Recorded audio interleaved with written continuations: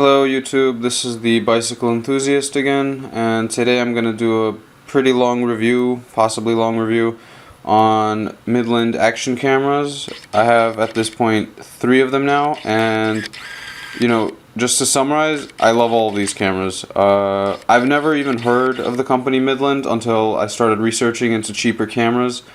I desperately wanted a GoPro, but I can't find it in myself to just spend $400, $500, and I was looking for a cheaper camera and I found these, and they're great cameras. So I'm going to start with the one I first got, which is the standard definition one. This is the XTC100.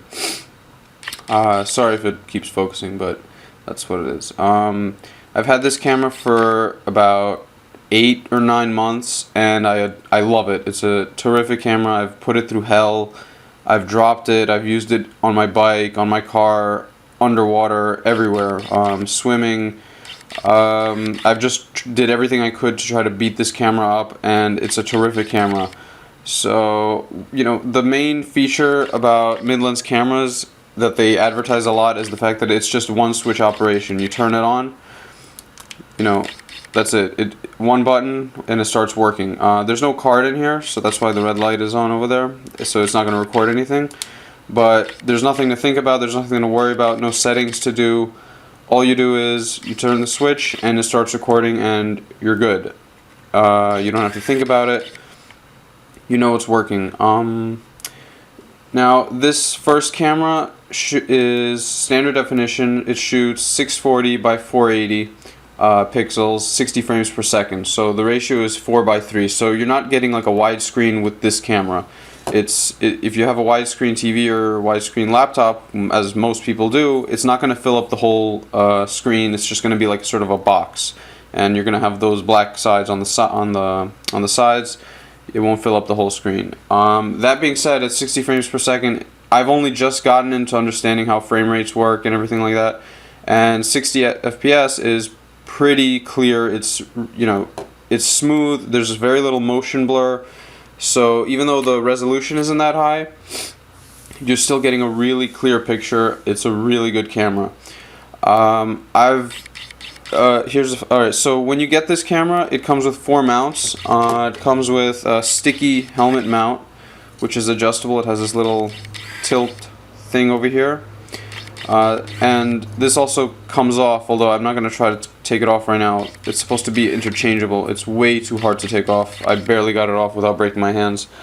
It comes with a handlebar mount, which is has this strap, which is almost useless. I think all of their cameras come with the same mount every time, and there's no reason for it. It's a pretty garbage mount. It has a ball mount. It has a swivel mount and everything, but the strap will not tighten fully ever, and so I never use this mount ever. I have my own bicycle handlebar mounts, and I use those. It also comes with a goggle mount, and this is a great mount if you want to go skiing and you have like wide strap goggles. It's going to be a way better. Now, I've used this for swimming, and you can't use it on small goggles, the ones that just cover your eyes. You're pretty much going to have to use it on a full face underwater goggles that at least cover your nose as well, because you're going to need something that has a thicker strap so this thing doesn't just like wobble. And it is a little inconvenient because you sort of have to put it on top of your ear. Otherwise, it's just, you can't really fit this between your ear and your head. It's going to be really uncomfortable. Although that being said, it's a really good mount. I've used it underwater. It's great. Now, one thing that all 3 cameras have in common is Midland has like this dual track system.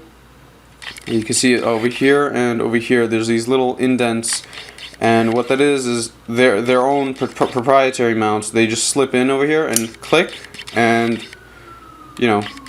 that's it. This is only for their mounts. And there's a easy switch over here. You just press it and it slides off. It's really convenient. It's very easy. And for the most part, these are all good mounts, except for that handlebar mount, which you're never going to really need to use, because there's a ton of other mounts. You could just get those. Now, this camera is standard definition, and it's also not rechargeable. It doesn't come with batteries or an SD card. I got my own Anyloop AAA batteries, and I love it. It's fine. They give me almost 2 hours, approximately 2 hours of recording time, maybe an hour and 45 sometimes. Yeah, but they're not at least it doesn't come with rechargeables. You have to get your own batteries, recharge them by yourself. It's no problem. I've never had an issue with it. And the convenient thing is, you know, these rechargeables are way cheaper than the batteries that come in these cameras, which I'm gonna get to. And you know, you could get like 4, 6, 8 of them, and just have them all charged and keep switching them out whenever this camera is dying. It takes up to a 32 gigabyte micro SD card, which I have inside one of these cameras, I think in this one, and I'll show you which one I'm using. It's the Transcend micro SD. This is just the adapter. I'll show you the card as well.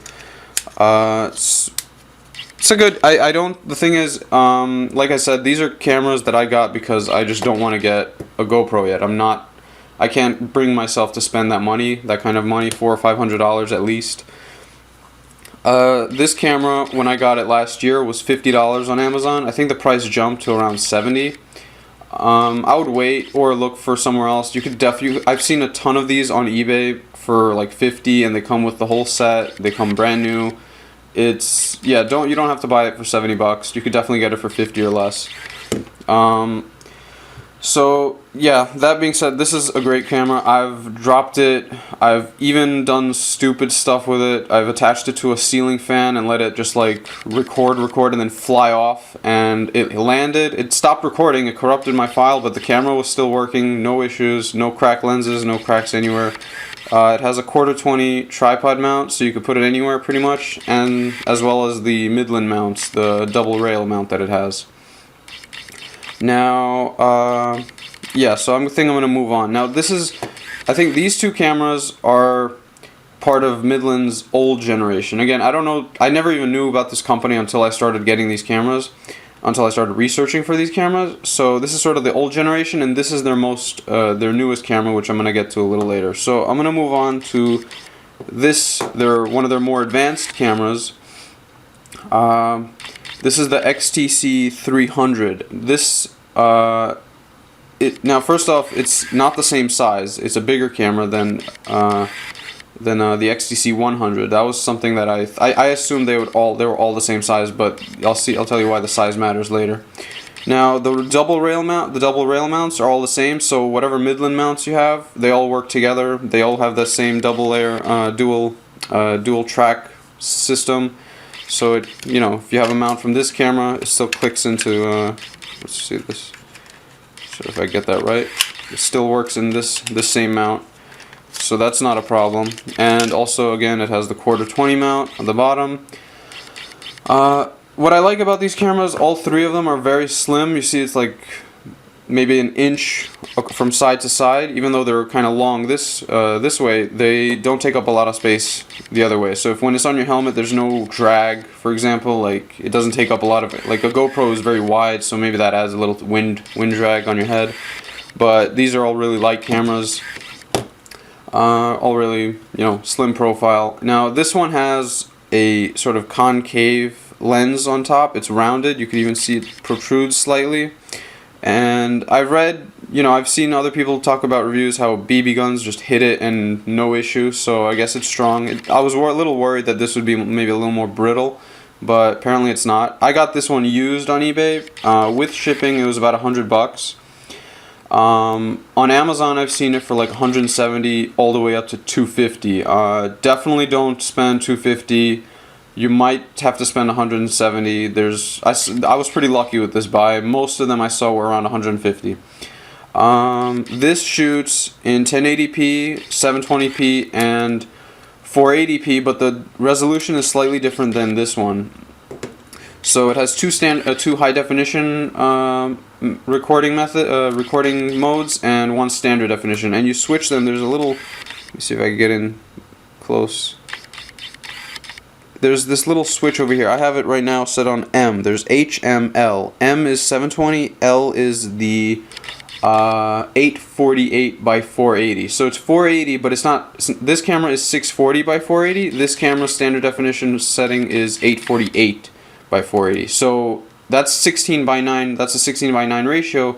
So it will fill up a wide screen. It won't be a little box with the black bars on the side. This all three modes here fill up the whole screen on a widescreen TV or a widescreen laptop. So inside here I have the micro SD card. Just show that to you. Transcend 32 gigabyte micro SD HC. Let's see. Can you focus on? Let's try to get that in there. Alright, I can't get it. Sorry. Alright, this is alright, so either way it's HC micro SD card. Goes inside here. You have to click, you have to get it in there with your fingernail. You won't be able to just press it. Alright, it's in. And this does have a rechargeable battery, and let me take that out for you. Midland makes their own batteries, obviously, not surprising. It's, I think, 1100 milliamps and 3.7 volt or something. I don't know if voltage matters on batteries. Well, I'm not an expert on that. I thought about getting aftermarket batteries to get as replacements, but I've read a lot of terrible reviews about maybe cameras exploding and overheating. I don't want to risk that. Their spare batteries cost about $20 to $30, depends on where you look. And I don't know the full battery life. These two cameras I recently got together, and I've only been using them for about a week. This one I've been using for months, as I said, and it's absolutely terrific. I have no doubt that these are going to be great cameras, and I already know that they're at least partly very good cameras because I have already tried using them for other purposes. Now, just to finish up with this one, this was, again, like this is one of their older, better cameras, but I'm not too crazy about some of the things they've changed. So on the back of this camera, it has a rubber kind of back, and it has the USB, the micro SD reset button, and the micro SD slot, and it presses in nice and tight, never comes off. Over here it has a little cap that sort of swings open, and it feels flimsy. Now, I haven't dropped this camera or anything like that, so I don't know if it's gonna open up or fly open one time and have a big issue. And by the way, I forgot to mention there's like a little lock over here for the battery, so it's not gonna fall out when you open it. You just slide it open. Let's see. You slide it open, the battery comes out, put it in, push down, slide it back, clicks, and the battery stays in. So I don't know, I just don't like it too much. I would have preferred the rubber back because it seems to press in really tight and it never has any issues. So again, same one trigger, one switch operation. You don't think about it. This one, I forgot to mention, this does not have any sounds. It does record audio, of course. I'm saying when you turn it on, you won't hear anything when it turns on. Whereas this, when I start turning it on, let's see if you hear it beeps a little, and it takes a few more seconds for it to detect the card, and then it starts recording when the red light is blinking. So on this one, I guess it's because it's used, and you see my battery is already orange. Orange is supposed to, I think it means that it has 50% battery life, and I've recorded about 45 minutes on this so far, so if you double that, I guess that means there's like an hour and 20, an hour and a half in total of battery life. Although, from my experience on this camera, whenever the battery light starts to turn red or orange or something like that, usually that means you're a lot closer to dead than half. The manual, which you get on the Midland website, it's a PDF. You can download it for free. It doesn't come with a manual. At least this one was used, so it definitely didn't come with a manual. But this new one over here didn't come with one either. So yeah, they say that, orange means 50% battery life. I don't really believe that. I think it's going to die a little sooner. So maybe for this one, the battery life is a little worse. Maybe it's like an hour and 10 minutes, an hour and 15 minutes. But that's still alright because I'm planning to get new batteries for it regardless. Now, it says that it has, the micro SD light is red in this case. And I think that's supposed to be that it has like less than a third of information, and that's ridiculous because this card is almost empty, so maybe that's just like a flaw from being used too much. But so far I recorded plenty, and it didn't stop recording because the card was supposedly out of space. Now I'm gonna move on to this camera, then I'm gonna get into the accessories.